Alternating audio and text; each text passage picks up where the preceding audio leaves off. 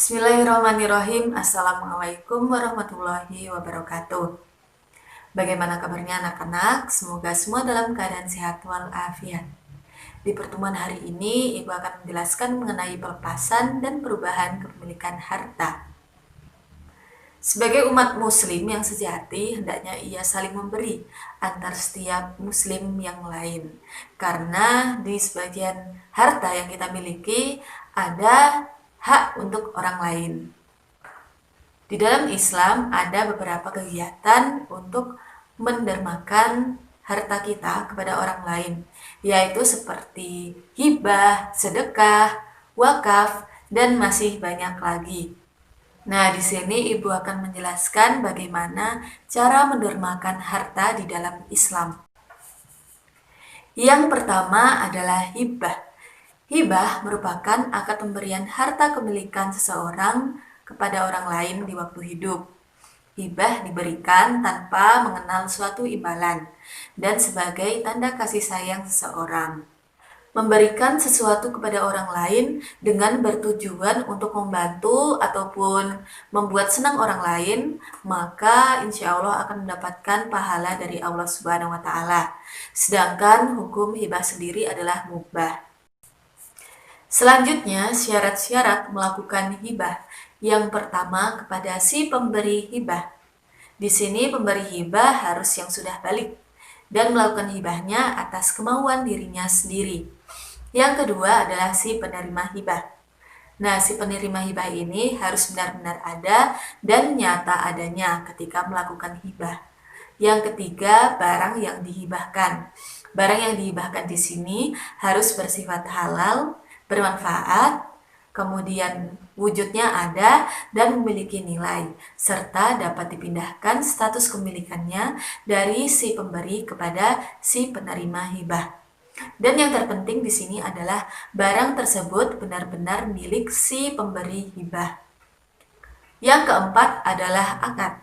Akad di sini harus disertai ridho birido. Maksudnya adanya ikhlas antara si pemberi hibah dan adanya menerima kepada si penerima hibah. Artinya di sini ketika si pemberi hibah menyatakan, saya berikan harta ini kepada kamu atau saya berikan barang ini kepada kamu, maka orang yang menerima ini menjawab, ya saya menerimanya. Nah, maka dari itu akad di sini sudah sah. Selanjutnya adalah macam-macam hibah. Macam-macam hibah terbagi menjadi dua. Yang pertama yaitu hibah barang dan yang kedua adalah hibah manfaat. Hibah barang merupakan pemberian barang atau harta dari si pemberi hibah kepada si penerima hibah tanpa mengenal suatu imbalan. Misalnya memberikan baju, memberikan buku, memberikan tas, dan masih banyak lagi. Kemudian yang kedua adalah hibah manfaat. Hibah manfaat di sini merupakan pemberian barang atau harta kepada orang lain dengan tujuan agar barang tersebut dimanfaatkan oleh orang lain. Nah, ketika barang tersebut sudah selesai digunakan orang lain, maka barang harus digunakan kepada si pemilik hibah. Jadi artinya di sini seorang pemberi hibah hanya meminjamkan hartanya kepada si penerima hibah. Kemudian si penerima hibah ini hanya memiliki hak guna atau hak untuk mengambil manfaatnya saja. Hikmah dari hibah yang pertama yaitu menumbuhkan rasa kasih sayang kepada sesama. Yang kedua menjalin silaturahmi. Yang ketiga memiliki rasa saling tolong-menolong. Dan yang keempat adalah dapat menghindarkan diri dari berbagai malapetaka. Selanjutnya adalah sedekah dan hadiah. Sedekah merupakan akad pemberian harta dari seseorang kepada orang lain tanpa adanya imbalan dan mengharapkan ridho Allah Subhanahu wa Ta'ala. Sedekah tidak hanya berupa barang, namun dapat berupa tindakan, misalnya tersenyum.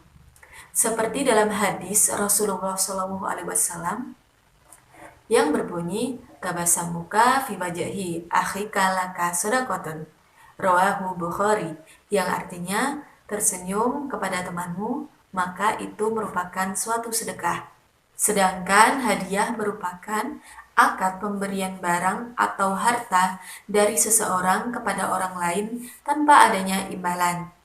Biasanya, hadiah diberikan sebagai tanda ucapan atau sebagai penghargaan atas prestasi yang orang lain raih. Selanjutnya adalah perbedaan antara sedekah dan hadiah. Sedekah ditujukan kepada orang yang membutuhkan atau orang yang kurang mampu, sedangkan hadiah diberikan kepada orang yang memiliki prestasi dengan tujuan memberikan penghargaan atau memberikan kenang-kenangan. Yang kedua, hukum dari sedekah dan hadiah. Jadi, sedekah ini hukumnya sunnah, dan untuk hadiah hukumnya adalah mubah atau boleh dilakukan dan boleh tidak dilakukan. Kemudian, hikmah dari sedekah dan hadiah. Yang pertama yaitu hikmah sedekah. Hikmah sedekah di sini meliputi menjalin ukhuwah Islamiyah. Yang kedua adalah menumbuhkan rasa kasih sayang. Yang ketiga, saling tolong-menolong. Yang keempat adalah dicintai Allah Subhanahu wa taala, dan yang kelima dihindarkan dari berbagai bencana. Sedangkan hikmah dari hadiah adalah menjalin kasih sayang antar sesama dan menghilangkan sifat kedengkian. Selanjutnya adalah wakaf. Wakaf secara bahasa artinya menahan, sedangkan secara istilah wakaf merupakan suatu pemberian harta atau barang yang bermanfaat bagi kepentingan umat manusia. Wakaf di sini bertujuan untuk meraih keridhaan Allah Subhanahu wa taala. Nah, anak-anak, untuk hukum dari wakaf di sini adalah sunnah, seperti di dalam Al-Qur'an yang berbunyi A'udzubillahi minasyaitonirrajim. Bismillahirrahmanirrahim. Waf'alul khaira la'allakum tuflihun. Al-ayah, yang artinya dan berbuatlah kebajikan agar kamu beruntung. Quran Surat Al-Hajj ayat 77. Selanjutnya adalah syarat-syarat wakaf.